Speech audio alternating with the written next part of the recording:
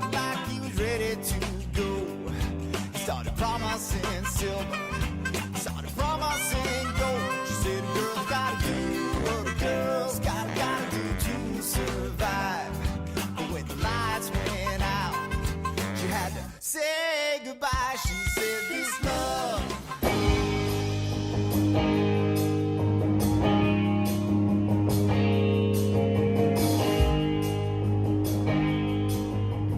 Looking for a lover, on my cover, so hard to find. Take it easy. Just let me know if you wanna go down home without all range. We got a lot of nice girls.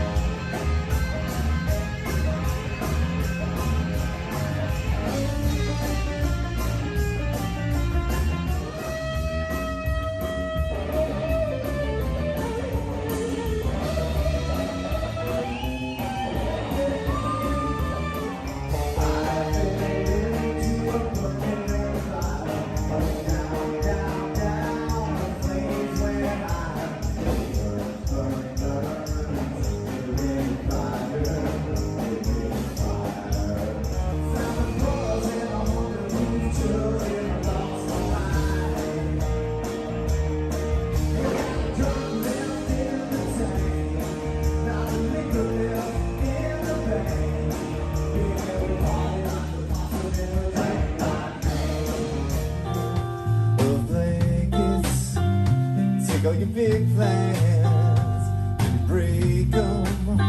This is bound to be a while. Your body's a wonderland. All night long. All night long. All night long.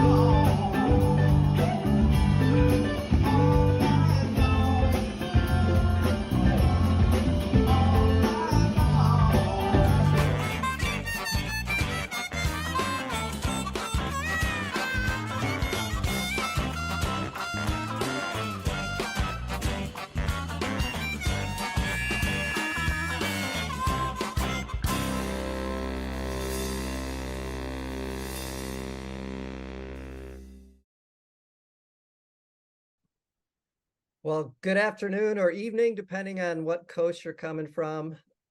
We're excited Zoomcasters to talk to you.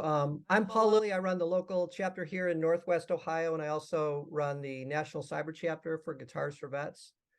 I'm really excited tonight that we get to spend an hour talking about the craft of songwriting with Ben Mauro. Before we meet Ben, let me say a word about our sponsors. The Guitarists for Vets tagline is putting the healing power of music into the hands of our heroes. And we do this simply by giving guitar lessons.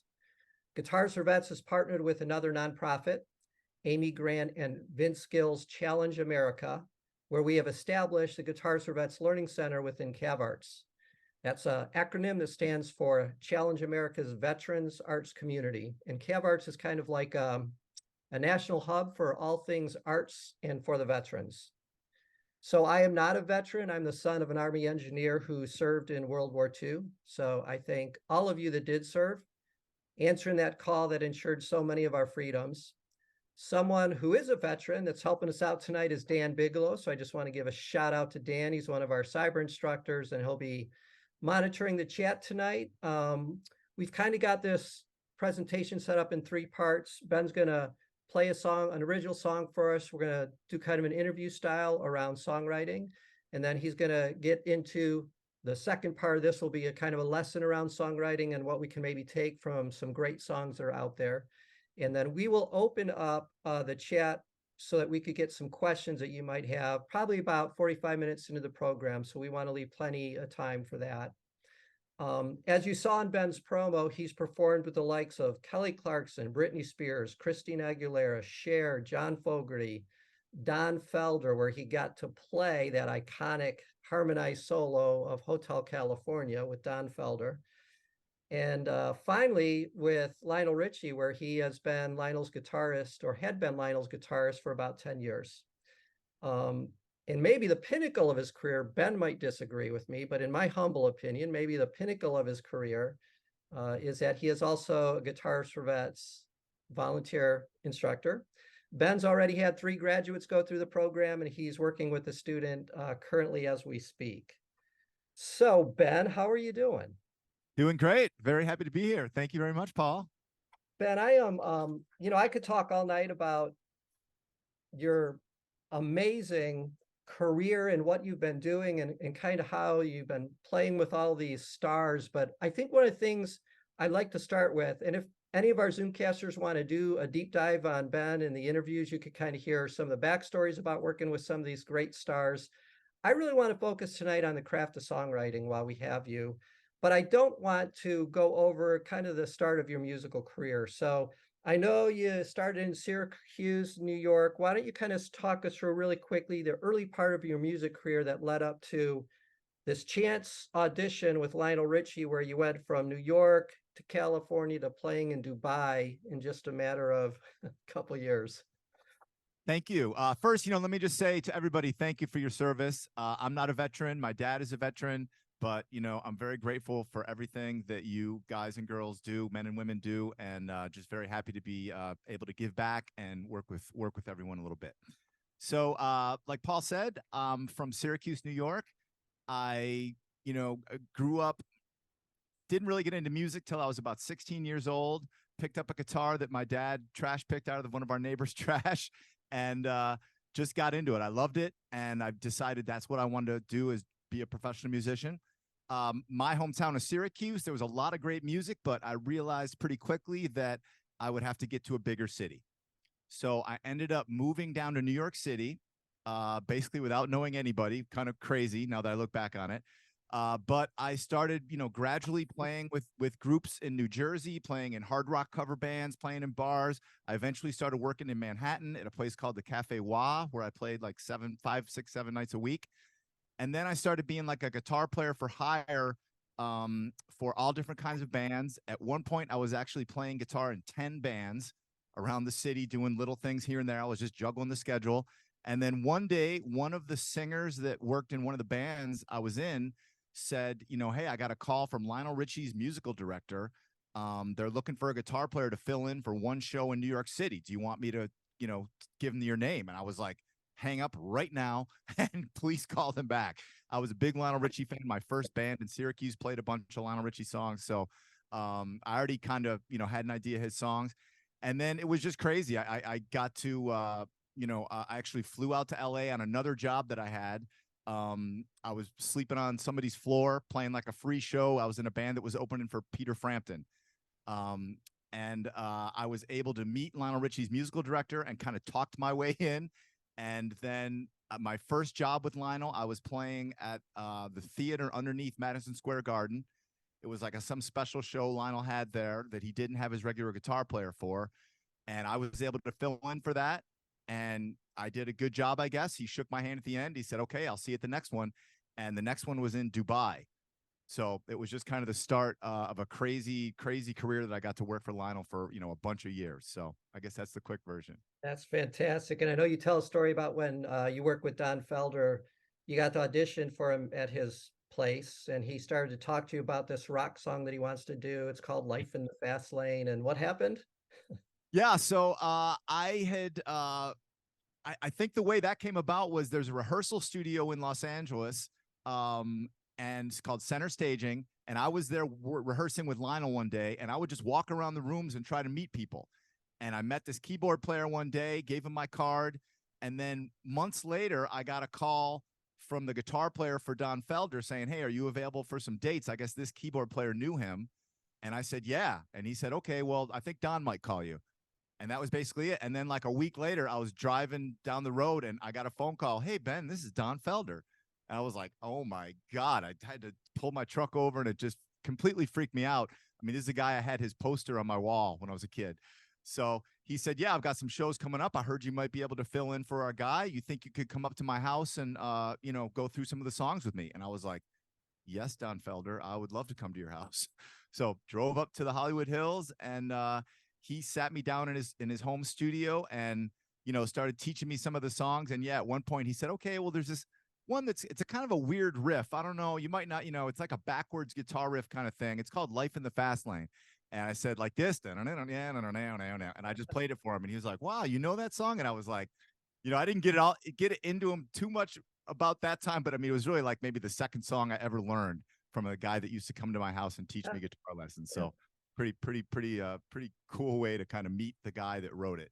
That is phenomenal. I was a happy camper when Joe Walsh joined the Eagles because Joe Walsh is from my hometown in Cleveland, Oh, Ohio. yeah, that's right. Yeah. I followed him in the James Gang and just thought he added such a nice compliment. But man, him and Felder playing together was just awesome. Yeah. Yeah. So Ben, from your Syracuse start, you were that was like a 10-year period before you were doing all those gigs and playing before the Lionel Richie thing happened. So, I mean, it's not like you were doing that for 6 months and got noticed.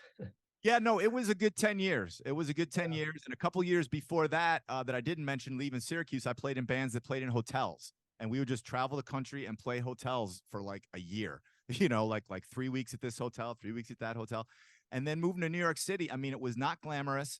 I didn't realize, I guess, how broke I was and that there was no way I was living right in Manhattan and how I had to hustle. But, it was fun for me.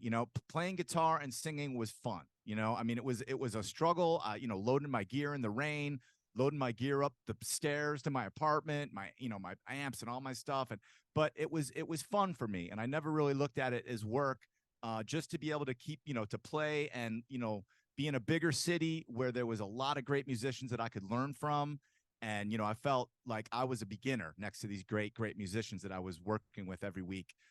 So, it was just a great experience. But yeah, it definitely wasn't overnight. And I was happy playing the clubs. I didn't even really dream that I might get to play for somebody like Lionel Richie someday. So, it's just, and I think I still have that. I'm still a fan. I'm still that kid that, just got a guitar that's like, oh my God, I got, my Don Felder poster. Look at this. This is awesome. So, I think I'm lucky in regard that I still feel like a fan and still feel like a kid. So when did songwriting happen?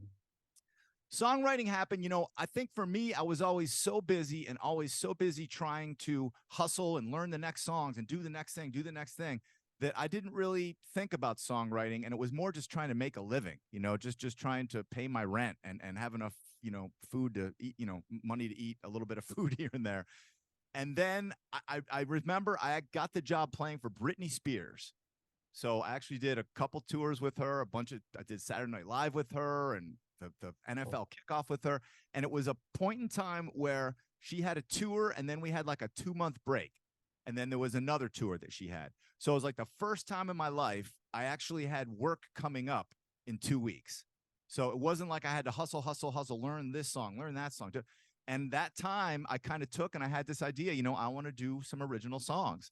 And just trying. I mean, it was really pretty rough at first. Nothing really came out that good. I really learned that, collaborating with friends. I mean, what does that even look like? You're sitting down in a room with yourself with a piece of paper and your guitar, or like, what was that?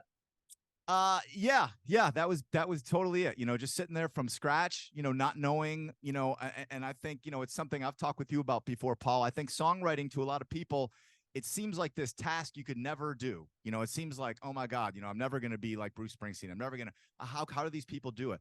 But, it's really just sitting down and doing it and, not being good for a while. And finally you kind of get a little rhythm on what to do. And then, you have to throw away a lot of stuff, but then you keep one thing and then, wow, this is actually kind of cool. And then you sit with somebody else and they say, yeah, I like this part too. Let's put that part in there. Maybe a part you didn't even realize was good or fits in there. And then, I was able to write about 10 songs.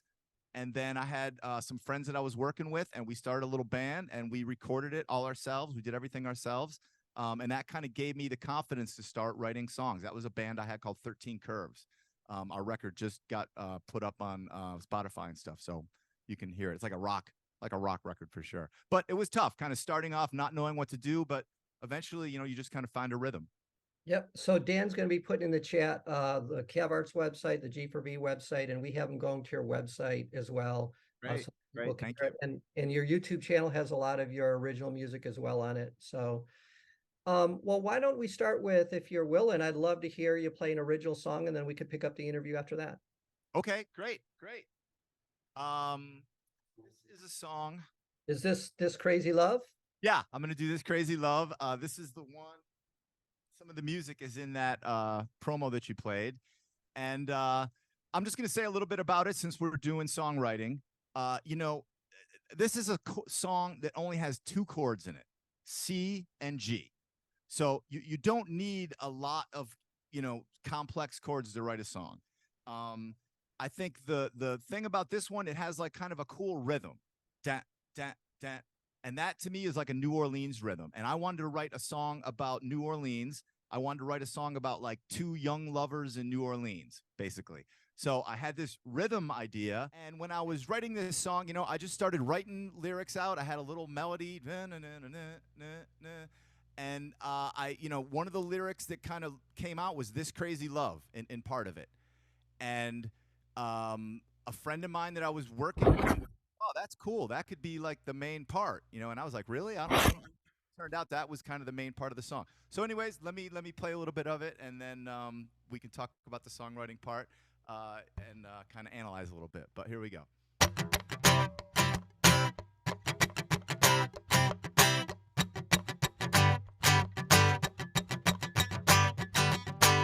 She was just a downtown girl looking for an uptown ride. Maybe find a rich old man who'll pay her to be by his side. Then she found a John Doe Mark looking like he was ready to go. Started promising silver, started promising gold. She said a girl's gotta do what a girl's gotta do to survive. But when the lights went out, she had to say goodbye. She said, this love, why's it always such a compromise? This crazy love, is it looking for me in disguise? She said, this love, when's it gonna come and call my name? This crazy love, stop making me so insane, yeah.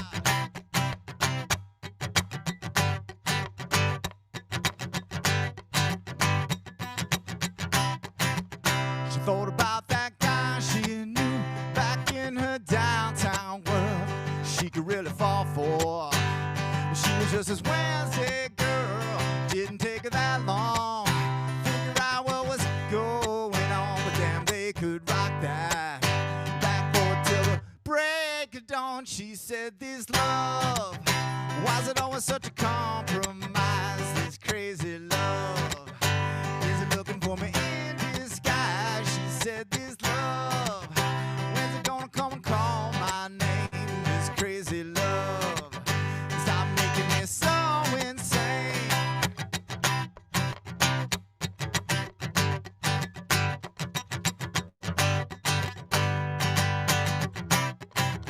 She thought about that party that went on last Saturday night. Thought about those girls touching her, saying that she looked so right. They were all recruiting her to play for the other side. She said, I'd love to, but which one of us would be the bride? She said, this love, why's it always such a compromise? This crazy love, is it looking for me in disguise? She said, this love, when's it gonna come and call my name? This crazy love, stop making me so insane. She said, this love, why's it always such a compromise? This crazy love, is it looking for me in disguise? She said, this love, when's it gonna come and call my name? This crazy love, stop making me so insane. Oh, yeah. Thank Hey, you. Zoomcasters, do yourself a favor and check out the YouTube video, the professional version of that one, because there's an amazing harmonica player that kind of punctuates a lot of that song. That guy is awesome. Another cool thing about songwriting and how it works, I mean, we went into the studio, we didn't have that part, and that guy was just supposed to come in and play like New Orleans shaker rhythm thing. And he said, "Oh, I got a harmonica with me. You want me to just try to put something down?" And he did that whole harmonica thing. You must have liked it because one take.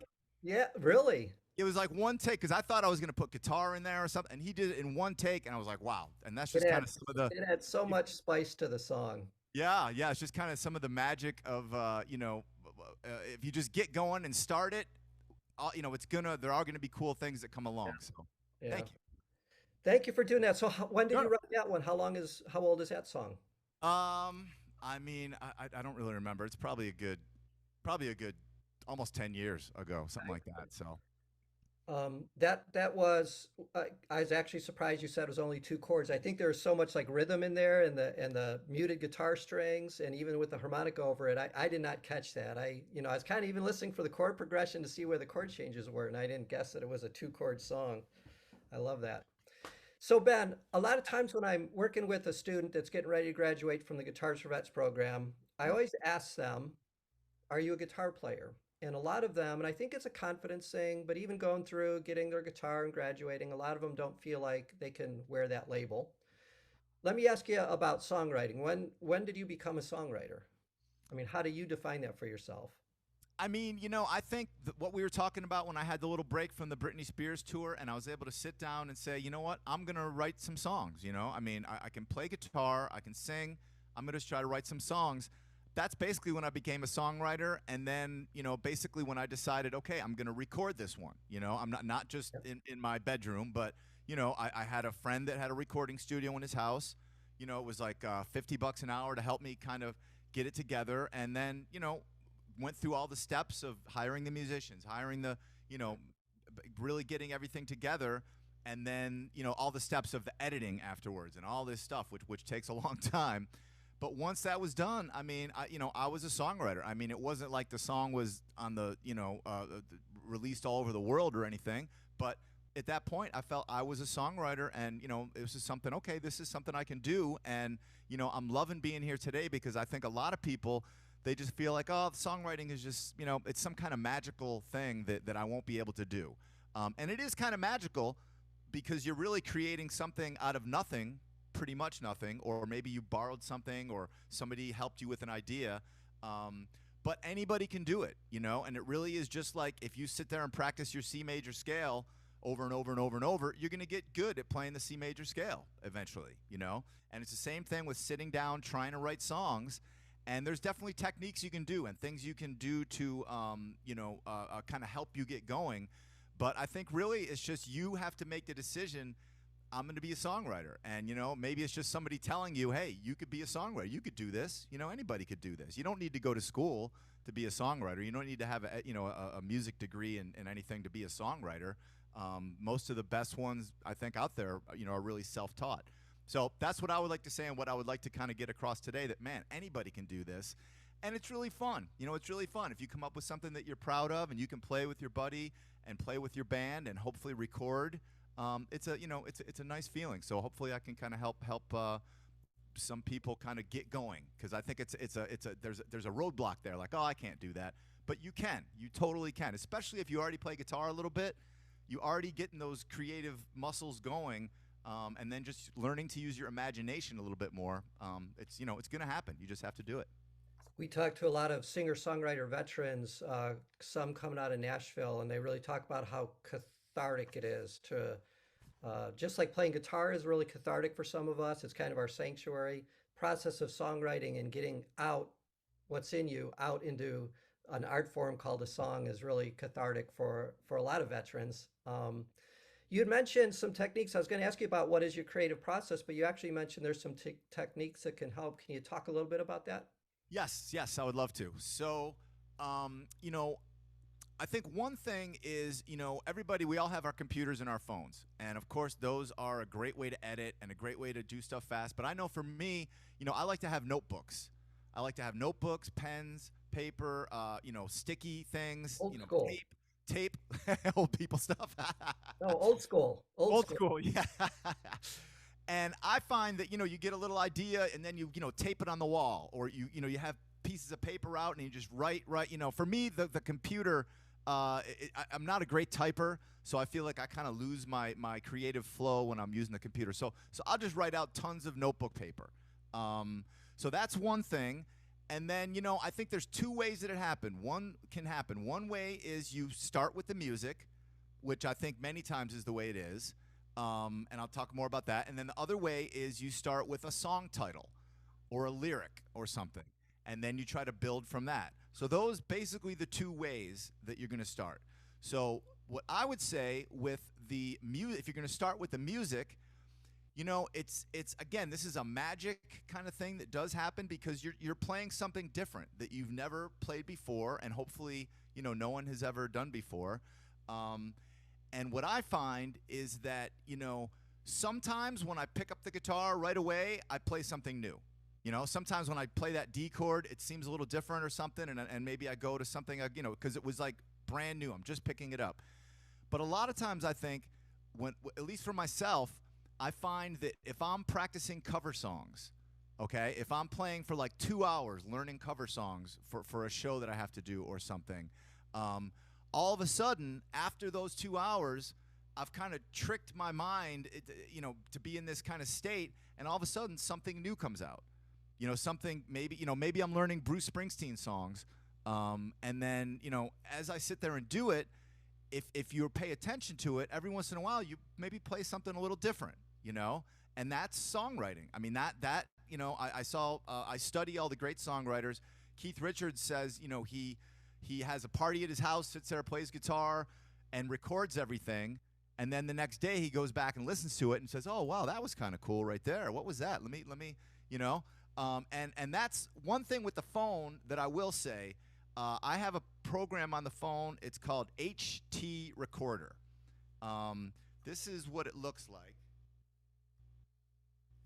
It's like a $10 app, and it is so fast that I can unlock my phone, open it, and then hit new, and bam, it's recording. And that, to me, it's like when I feel that inspiration, like, wow, this is a little different kind of cool thing, I try to keep it going in my head and get to my phone and hit record, and then just try to get it all out. Just try to focus for 5-10 minutes and just like, what was the idea? What is the cool part of this idea? And then I'll go back and I'll listen to it. And again, a lot of it might have been kind of crappy, but there might be like 10 seconds in there that's like, wow, that's something new. That's like a cool little new thing. And then I'll play that over and over, and I'll record that. And then that's kind of like my new music. And then, it may lead to something else. Like this little part might be 2 chords, and then I might get the idea to, put 2 more chords at the end or something like that. And then I think the next thing that I would do is I would, play it a bunch of times. But even that recording, I think sometimes it's good you put the guitar down, get that recording, and try to get a melody. Try to get a and I know a lot of songwriters, that's how they start. They just put in nonsense words or like a little melody, and then eventually, you sit down, and words will kind of come out. Words, you just kind of have to be open to it, and words will come out, and then just write them down, and eventually, hopefully, you can string a couple little phrases. Bruce Springsteen said he sits down for like 5 to 8 hours a day and writes out tons of stuff in notebooks, and if he gets one line that he likes out of the whole day, then it was a huge success. So it really is, it just takes time doing it, but there are things you can do, like, again, practicing cover songs, or whatever, sitting around with your friend and playing. But I think for me, I've noticed that when I practice cover songs, it leads to new things. Sometimes I like to watch football and practice guitar, and I notice it's something about it where I'm not really paying attention to what I'm doing, and sometimes something new will come out.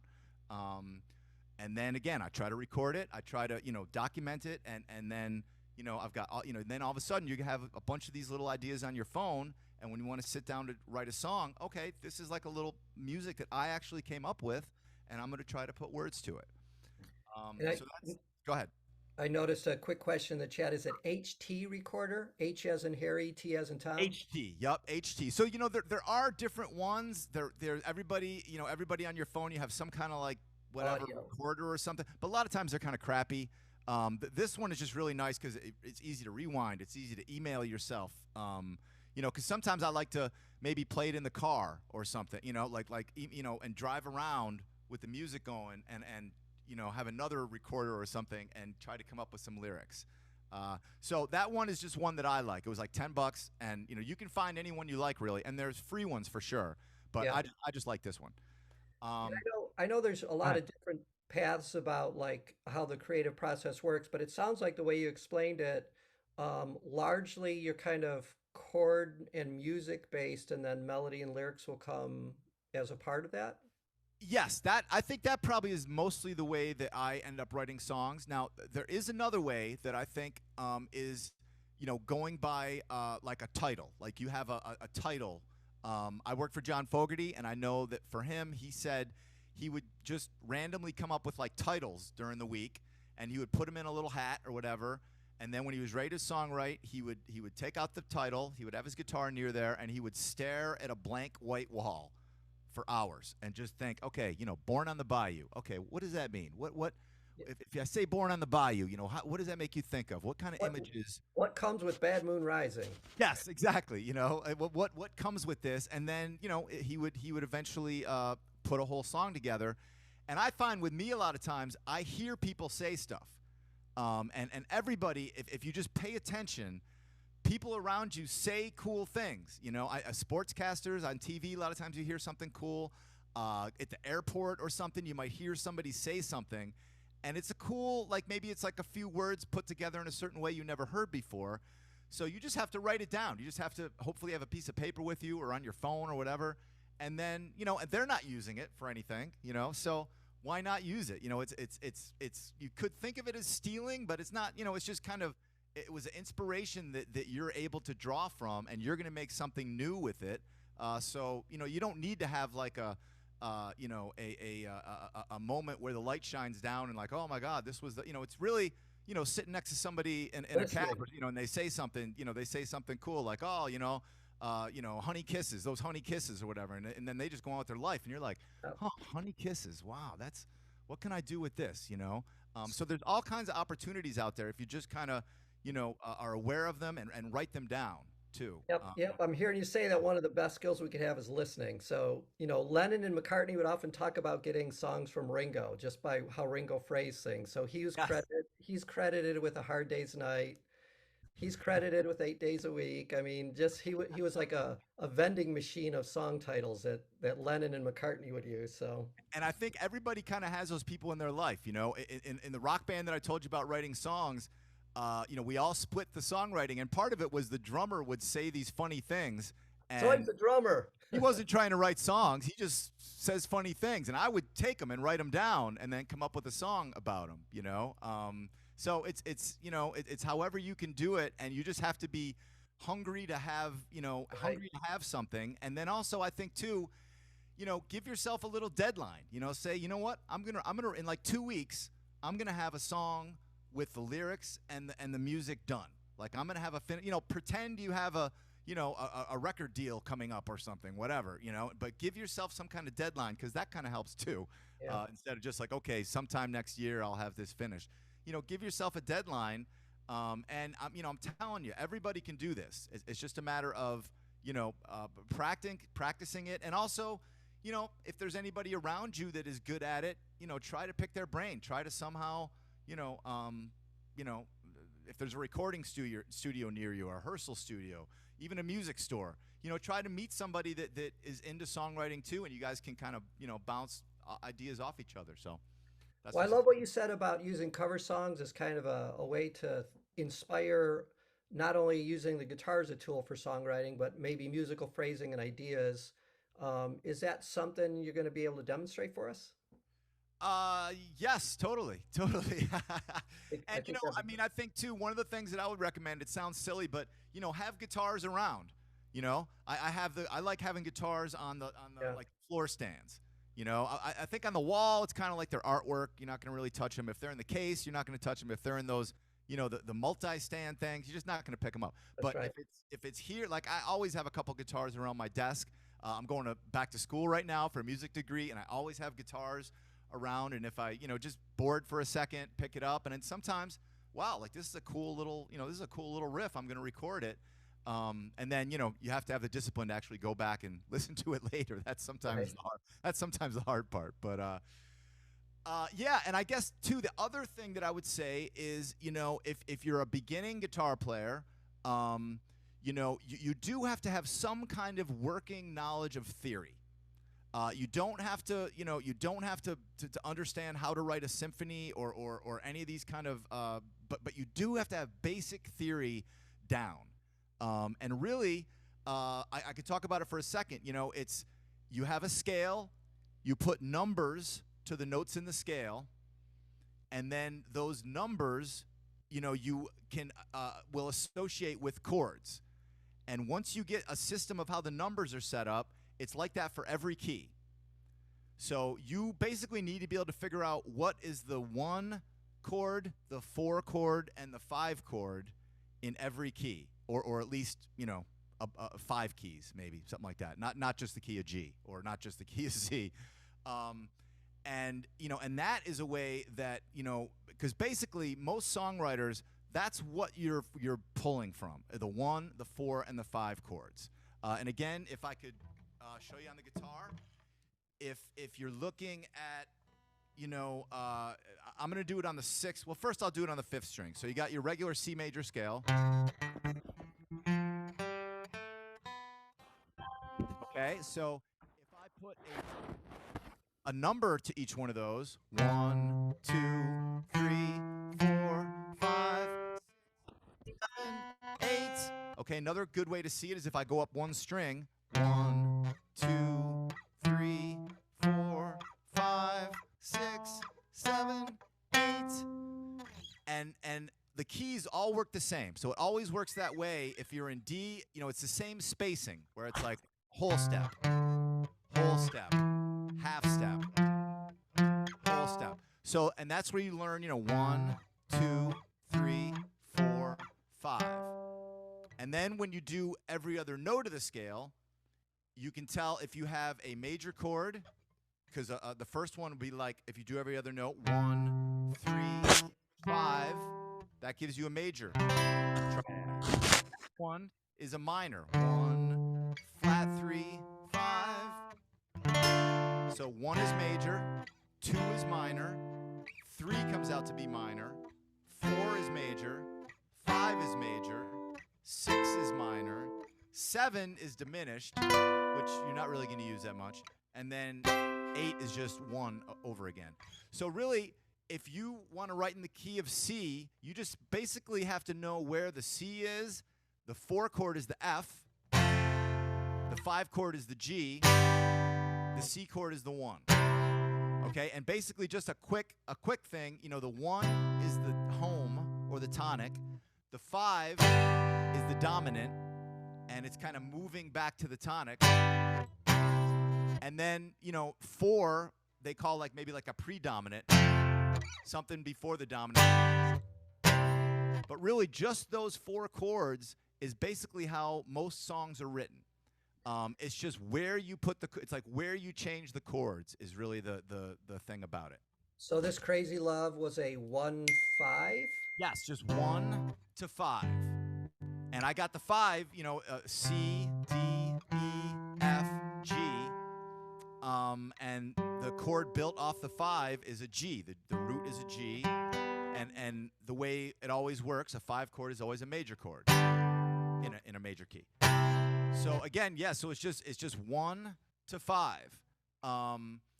And you know, again, the cool thing about guitar that I'm going to say is, you know, the piano, you really have to know your notes. You really have to know your keys. You really have to be very disciplined with, you know, but the guitar is kind of built on shapes, okay? So, like if I know that the C major scale off the 6th string looks like this, 1, 2, 3, 4, 5, I know that if I'm playing a bar chord, the 1 is there, the 4 is here, the 5 is here, and the 1 is here. Now, if I want to do that in another key, say A, now you really should know what the sharps are, and it is good to learn the theory of it, but I know that I can take that same kind of shape, 1, 4, 5, so you can move it to wherever. If I want to do it in F, 4, 5. So, you know, it's any key you want to move that thing, 1, 4, 5. You know, one of the songs that I've been working on lately, Johnny Cash, I Walk the Line, it starts in F and then just goes to 5. I keep a close I keep a close watch on this heart of mine. So that's just 5-1. I keep my eyes wide open all the time. 5-1. Then he goes to 4. Keep my eyes out for the tie that bind. 1, because you're mine. 5-1. So it's really 1, 4, 5, but it's just what kind of order you put that in. So again, it's great if you can say, I know all the notes in the key of F major, and I'll figure it out. But you can just figure it out by sight too. You know, you can just say, okay, 1's there, 4's there, 5's there in every key. So that's kind of a way with the guitar. I mean, it's kind of similar to like what you do with a capo. You know, a capo, you're kind of doing the same chords, but with the capo, you're moving where I got to grab a capo here. I don't have one close hand. But you're just kind of moving shapes around. So it is kind of a cool thing on the guitar where you can, you know, write a song in any key just by once you kind of know what it looks like, where the 4 chord is, where the 5 chord is, and what it sounds like. So that's but I want you just to react to this because I just want to reiterate. Sometimes when we start talking about some of the theory, it's easy to get lost a little bit on that if they don't. I understand. But going back to what you said earlier, I mean, if you know guitar and you know chords, whether or not you know what key it's in and what family, and you're journaling and you have something to say that you've written out, I mean, still combining them together is very possible. What you're saying is as you advance, and the more you kind of understand a little bit about using that guitar, particularly numbering of the chords and knowing the chords in a family, because that's your palette of what your melody will live in and what you'll shape your words around and stuff like that. And so it's definitely like some higher learning with that. But I mean, I just want to reinforce that you can write songs now if you could play guitar.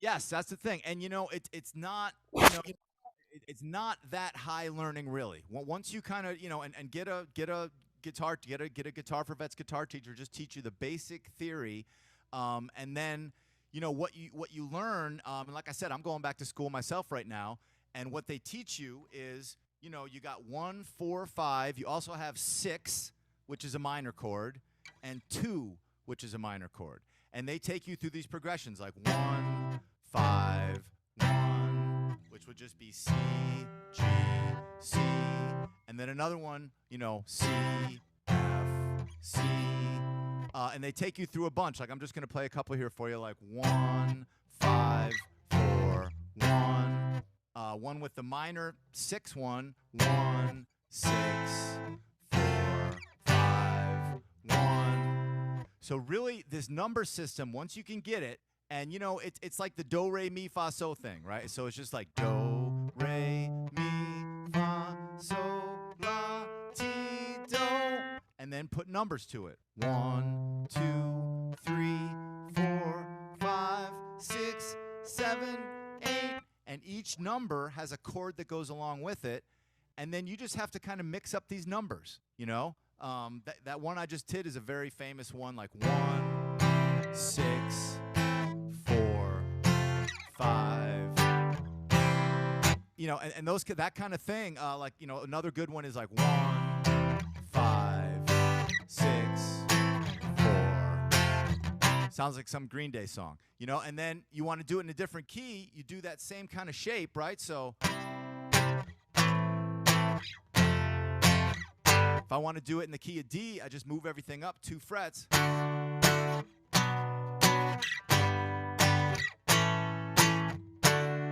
So just learning, you know, I'm not saying you got to learn really hard theory, but just learn that basic thing that, the 1 chord is a major, the 2 is minor, the 3 is minor, 4 is major, 5 is major, 6 is minor. It's going to open up a lot to you because, for one, you're going to see, like again, I think, one big part of songwriting is learning cover songs. And you're going to see that all these cover songs, they're really only a couple chords, maybe 3 chords, maybe 4 chords. It's just the order that the songwriter put them in. And then one more little tip I'll give you about the lyrics. You have to read books. I know it sounds, maybe we don't like reading books, but if you are reading books, you're going to come up with ideas for lyrics for songs. And if you talk to see the interviews with Bob Dylan, these people, they read books all the time. And I know for me, like I would, trying to write like a love song, I would go to the bookstore and kind of look around and find some books. Like I remember I found a whole bunch of books on like vampire love stuff, and it was just like not really what I was looking for, but it kind of got me, in the idea of, okay, this is a kind of a cool little story I could tell. That's another little tip I'll give you is, if either you go get some books, or if you have a subject you want to work on, try to find some books on that subject.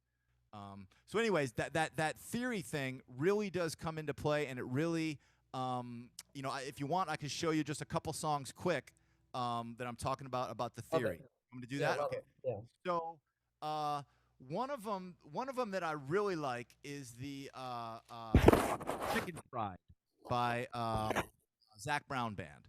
Okay? This one, I think, and again, it's simple chords, but it's just the order that they're put in, basically. So it's F sharp. And again, I know in F sharp that whether I know what the sharps and flats are or not, the sharps, I know now because I've been going to music school, but I really didn't know for my whole career, just so you know that. So I know that if I do that major shape,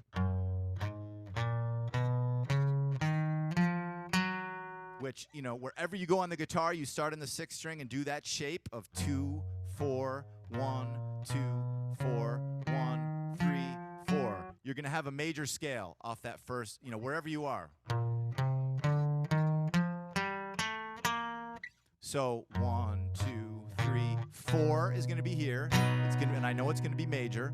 5 is here. It's going to be major. And 1 is there. It's going to be major. So the Chicken Fried song, he has 2 different progressions. One is it goes 1 to 5. I think it's 4, 1, 5. Let me make sure. No, I like my chicken fried. Want cold beer on a Friday night. A pair of jeans that fit just right.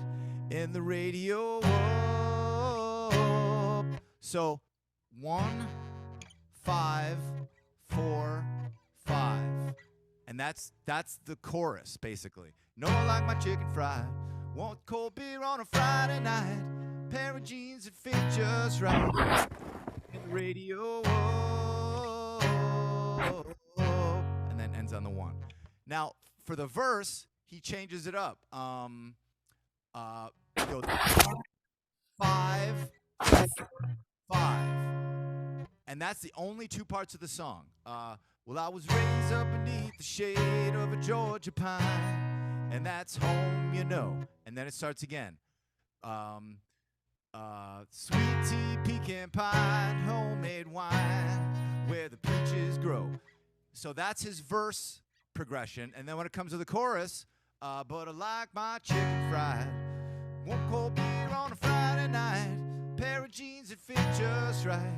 And the radio up.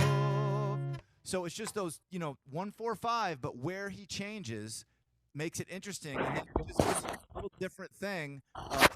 Which, instead of 1, 5, 4, 1, 5, now he goes 1, 5, 4, 5. So these are just the little things that you got to get used to. And I know I talked with Paul a little about the Nashville system that people were curious about. And really, that's what the Nashville system is. It's putting numbers to the chords. So the cool thing about that is if we're in one key and then we want to jump to another key, it's the same numbers. You know, like I don't have to tell you all the different chords. I would just say, you know, it's 1 5 4 5, but now we're in a different key. We're in the key of G. So it just makes it easier once you know your key. You know, once you know what the 1 2 3 4 5 6 7 is, it makes it easier to be able to you know, jump between songs and also change keys and realize that, you know, especially on the guitar, you're just coming up 1 fret. You know, you just if we were changing keys, say the shade of a Georgia pine, but I want to change keys, just go up 1 fret. Say the shade of a Georgia pine, and that's home, you know. So these little things are what are going to help you realize that all these cover songs, they're not that difficult. It's just cool, you know, little things, and then, you know, like the chicken fry thing has a cool little musical part at the end, and that makes it cool. But really, it's just these basic chords that, you know, anybody can make a song. I've been working on the Kenny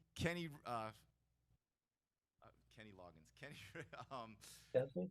uh, Ken, help me out here, Kenny, Chesney?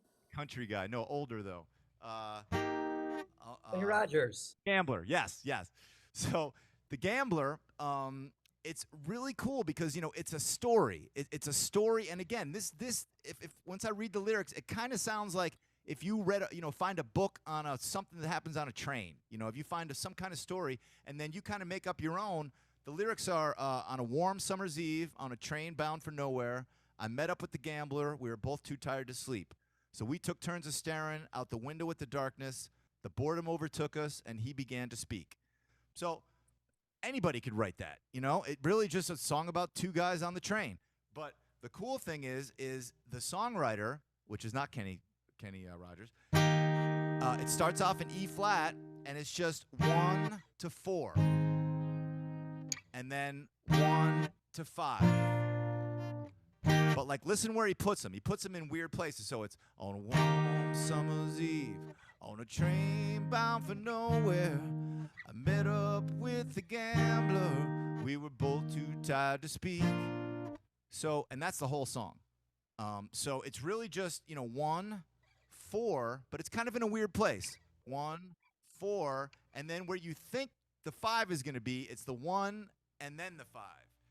So if I did it in the chorus, which everybody knows, you gotta know when to hold 'em, know when to fold 'em, know when to walk away. See, I just did it. Know when to hold 'em, know when to fold 'em,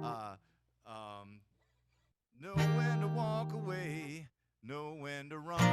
You never count your money when you're sitting at the table. There'll be time enough for counting when the dealing's done. So again, it's just very, it's, you know, just cool little tricks, and then it modulates, so it goes up on a train bound for nowhere. And it's the same exact, everything's the same. It just moved up 1 fret on the guitar. So that's kind of on the guitar. You know, if you're a guitar player, you're not really great with theory yet. Just realize, you know, where the chords are, and then again, every key is going to pretty much be the same, and you can kind of even just know the shapes. Like I know in the key of C, you know, my G is right there, which is the 5. My F is right there, which is the 4, and my 1 is right there. And then if I wanted to do it in another key, it's the same kind of thing. Like E, the 5 is right there, the 4 is right there, and the 1 is back to there. So again, that's just a way you can kind of see these songs are not rocket science. It's just someone kind of came up with a cool little progression that fit the lyrics, or backwards. You know, they wrote lyrics and then put chords to it. But it's not super difficult. And really anybody can do this. Just a matter of kind of sitting down and doing it, and you're going to see, you know, you get better and better at it, and it's a lot of fun. You know, it's like a therapy to get stuff out sometimes, and then if you have a song you write, you could play for somebody. It's awesome. So I would say, you know, don't be scared about writing songs. You know, it's really it's not as mysterious as it might seem. So yeah, just a couple things to reinforce what you said. A lot of what you're doing with these movable shapes are full bar chords. Certainly, beginning or intermediate guitarists can get away with power chords, and it's the same idea. It's movable shapes if they Yes. struggle with the full bar chord. But the other thing is, it's kind of fun sometimes to go on YouTube and type in chord progressions of famous songs, and you get just what you were showing us in the number system, but then they'll play Journey's "Don't Stop Believing" to demonstrate that chord progression. And so you get a song listed with the 1-4-5 or the 1-2-5-6, like whatever the numbering is. You get a popular song that you know to reinforce that. And so there's some really good reinforcement videos. We are going to be putting out some new material. Our next module, self-guided modules that we're working on are, I don't know what we're going to call it yet, something like the Songwriter's Toolkit for Guitar Players, but it's just what Ben's talking about. There's a lesson on the capo and how important of a tool that is from a songwriter's perspective, and finding melody and maybe keeping open chord shapes up the neck or changing the key. We're also going to be talking about the numbering system and why that's important. We talk about keys in a family. So one of the things that kind of simplifies this is when we start to understand chords in a key, once we throw that diminished chord out, we're really talking about like 6 chords, and not all songs, as you showed with your own song, you only use 2 of those. So most songs don't use the available chords in a key. So now we're even talking about less, and then the numbering system allows you just to kind of universally talk about the chords in all those different keys. So it does really start to bring this together as a way to kind of bring out more of your story with a melody and singing and songwriting. It's getting late. I want to make sure I check in with Dan to see if we have any questions. Yeah, we have 2 actually really good questions. Nice. Ben, do you do most of your writing on acoustic or electric? I guess it kind of comes down to be the acoustic, because what would be closer to me. And the electric, you gotta plug the amp in. You gotta get the cables together. Just that little bit sometimes. So it's really both. I know if I'm usually working on songs for like a long time, I might play the electric because it's a little bit easier to play. But if it's late at night, I might be doing the acoustic because it's not as loud. So I would recommend both. There's really no, whatever's closer, I guess, is the way to say it. All right, and I'm with you on that one. Whatever I'm gonna trip over. Yeah. And then this is a really good question. When you're writing songs, this is Michael would like to know about this. When you're writing some songs, are there rules and guidelines and for structuring a song? And what makes a bridge? Good question. And how does that differ from a chorus, etc.? Okay. I mean, as far as rules, I think that no matter what genre of music, it's really going to come down to it's a 1 chord, it's a 5 chord, it's a 4 chord, so no matter if it's a classical symphony or if it's the Ramones playing punk rock, it's going to come down to a chord. So once you understand, again, just that basic theory of the 1, 2, 3, 4, 5, 6 chord and 7, once you understand that, it really opens you up that, if you start, if you're starting a chord, if you're starting a chord, say, you got to kind of know what the 4 chord is. If that A is going to be the 1 chord, and usually that's kind of the way it works. So you just have to know, okay, if I'm hitting an A chord, like for instance, maybe today I picked up the guitar and I just grabbed the A chord. I was like, oh, okay, I like that rhythm. Take me home. And then just, kind of try to figure out a little lyric. Now, if it's in the key of A, like I showed you with just the way this A major scale works, or this position, this kind of shape I showed you, the 4 is a D. So I know if I'm doing something on an A, the D is right here. That's the 4, and that's that happens all the time in songs. So take me home. Now maybe try the 4. Home, home. Back to the 1. Take me home, home. And then eventually that 5 chord is going to come in somewhere probably, and that in the key of A, you know, if you know the sharps and sharps, or if you just know the shape that, you know, the 4 is there, the 5 is there, the 1 is there, it's E, but I could play an E down here. So take me home, home, and then I know that 5 chord's going to come in eventually. Take me home, home, take me home, and back to the 1. So if I know, you know, what the 1, the 4, and the 5 is in any key, and again on guitar it's kind of simple because again it's like the 4 chord is right next door. You know, if you're using like a root here on the 5th string, you know, the A is right next to it. The same on the 6th string. If it's an A, the D is right next door. And then that just gives you, you know, that, or even if you have a riff, you know, like a lot of times the thing about guitar is so cool, you might come up with a little riff, you know. Well, I'll take me my time, take me.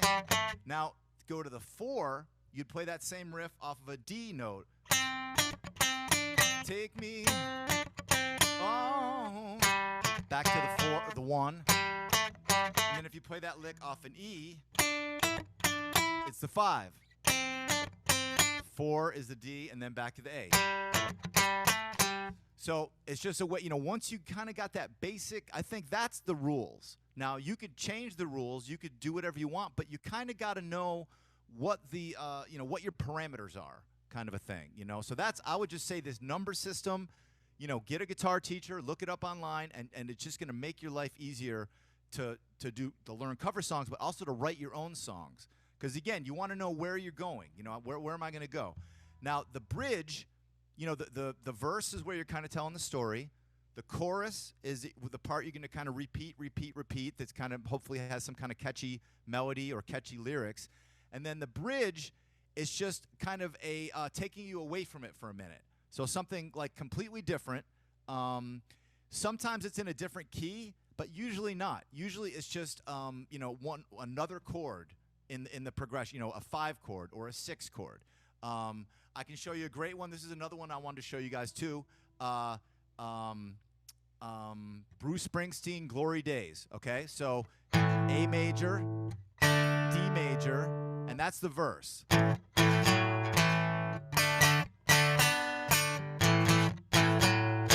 There is a 5 chord, the E that comes in. So it's Glory Days in the world of young girls' eye, glory days. They'll pass you by, glory days.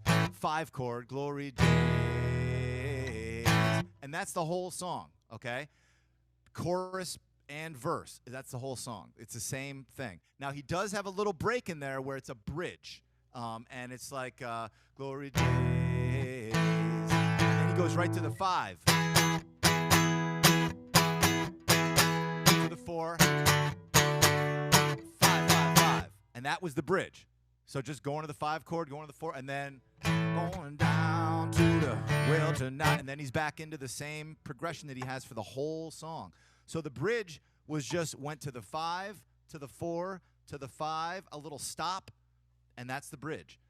So, you know, songs don't need to have a bridge. My This Crazy Love song doesn't have a bridge. A lot of them don't. But really, it's just something new. It's something kind of take it away from what you've had a little bit, and then just bring it back. And it doesn't have to be another key. It doesn't have to be anything crazy. But try to maybe use a couple of the other chords in the number system, you know? Maybe try to use 5 and 6.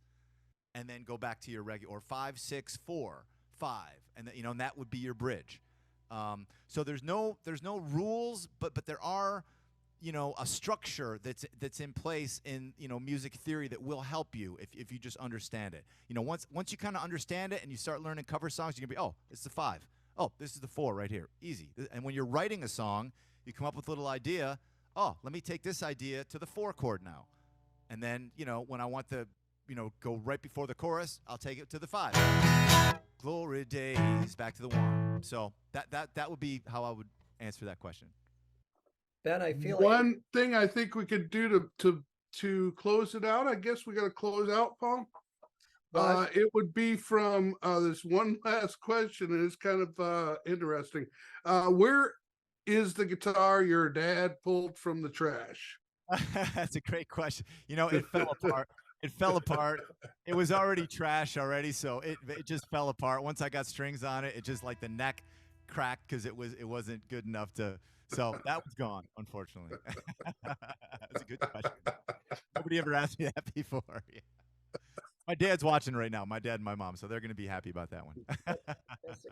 Hey, I want to throw a shout out to Lauren Sloan, who's on the Zoomcast with us. Lauren was recently hired as the marketing director for Guitars for Vets, so I'm so Awesome. glad to have her on with us. She's going to help us really kind of rethink our approach in terms of what we're doing in CAVARTS and outside of CAVARTS to promote events like this.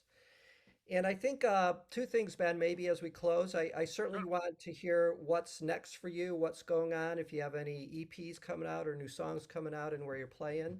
And then I'm going to ask if you would end. I was watching some interviews of you, and there was a really neat story about you partnering with the local high school. And I was wondering if we maybe could end with that, because I think it goes to just the you're crazy talented, but you're so approachable and so humble, and your giving back is really what is very powerful. So why don't you close us out with that? Okay, thank you. My high school. Well, actually, you talked about new projects. Basically, I'm working on a new record. I've got a bunch of stuff in my phone, like I hope you all will too. I still have to go back and kind of finish everything. I'm actually Save going it to to the school. cloud. Save it to the cloud. Yeah, yeah. I hope I don't want to lose it. That's true. But um, so I'm actually going to school right now. I'm finishing a music degree, and I'm gonna open up a music therapy studio here in Las Vegas. Right. So that's kind of my newest plan. I'm very into music therapy now, and my wife is a neuropsychologist, and she kind of taught me how important music therapy is and how it's getting used to help a lot of people right now. And it just seems like such a cool mix with helping people and music, which I love. So Well, that's mostly what I'm doing. I hope there's some future collaborations with Guitars for Vets and you on that new strategy, because that would be fantastic. Yes, yes, I hope so. I mean, I'm a big fan of the Guitar for Vets thing. You know, I know for me, playing guitar has been just a big part of my life, and it's like meditation for me. You know, if I can sit and practice my guitar for a while, it's like, oh, okay, I feel, it's meditation. So I'm just happy to kind of help people discover this joy of playing guitar. You know, it's tough in the beginning, but once you kind of get past a point, really is a lot of fun. I have my own band. We're playing in Las Vegas here, doing some private shows and playing around town a little bit. We're playing in my hometown of Syracuse, New York. And what's the name of Uh, that band? it's Ben Mauro and Friends. Yeah. So And you can who's go to your my drummer? website, Who's your, benmauro.com, and see all about that. who's your Um, drummer? my wife is the drummer. Yes, she's taken up drums, and she is awesome. She sees patients all day, telehealth, and when she gets like 15-minute break, she comes downstairs and practices her drums. So she's pretty amazing. So basically, if you look on my website, you can kind of see what's coming up. But we're starting to be able to do more and more performances, which I'm really excited about. Me being a band leader, which working for Lionel and working for all these people, I just never had time to do it. So now I'm able to focus on it. So that's a lot of fun. Um, and I did partner up with my high school. I gave them a bunch of donations so they could buy some equipment. You know, what I saw was that, in high school, you hardly ever have any guitar. I mean, you have other instruments, but guitar, there's never anything for if you want to play guitar. And I remember, there was like a jazz band in my high school, and I tried to play, but I wasn't really good enough. So, and they just didn't have really a setup for guitar. It's just not. So I donated a guitar amp. I gave some guitars. I gave some like equipment so that there would be something there if someone coming up behind me wanted to try to learn how to play guitar. And then I also did a thing where I did like a little, I guess like a little scholarship or something where, I let the head of the department kind of pick somebody that was, a student there that was, excited about music and songwriting and stuff like that. And this was like a little money for them to kind of help with a recording or help with do whatever they wanted kind of to pursue their thing in music. So I do enjoy giving back, and I still feel like the little kid that just got a guitar out of the trash and like, oh my God, what is this thing? This is awesome, So I'm hoping to help kids do that more. And also, you know, I'm really enjoying getting to work with the Guitar for Vets. You know, my student right now, I'm having a blast with him. We have such a good time at our lessons, and you know, we're learning AC/DC songs, and you know, we're really having a lot of fun. So it helps me kind of be a kid again, and you know, get to have that feeling of just learning how to play the guitar and how fun and exciting it is. So yeah, so I'm very grateful for the Guitar for Vets program. for Great. sure. Yeah. And you just have been a great for us. I always love sending the vets your way. I don't know if they know anything about you, but you get on for that first orientation lesson with you and they see that backdrop and they're like, wow, this got to be a backstory with this. So we really appreciate your time. Ben also offered, we are recording this and we thought there'd be parts of it we could use for the new curriculum we roll out. So like Ben's using the guitar to talk about the numbering system, I could see that fitting into one of our modules. So Ben has graciously offered us to chop up this video as we see fit and use it for future learning around guitar playing and singing and songwriting. So I really appreciate your help. This has been awesome. Your accessibility is phenomenal. I always learn so much with you, and I just hope the other Zoomcasters do as well. And thanks for sticking with us 13 minutes past your hour. So Sure. Thank you so much, Paul. Thank you for everybody that came today and for everybody who watches it. And, you know, I hope you just keep having fun with the guitar and, you know, write some songs. You can do it. Just yes. write some songs and it's going to make it even more fun. All right. Good night, everyone. I really appreciate it. Thank you. We'll Everybody. be in touch.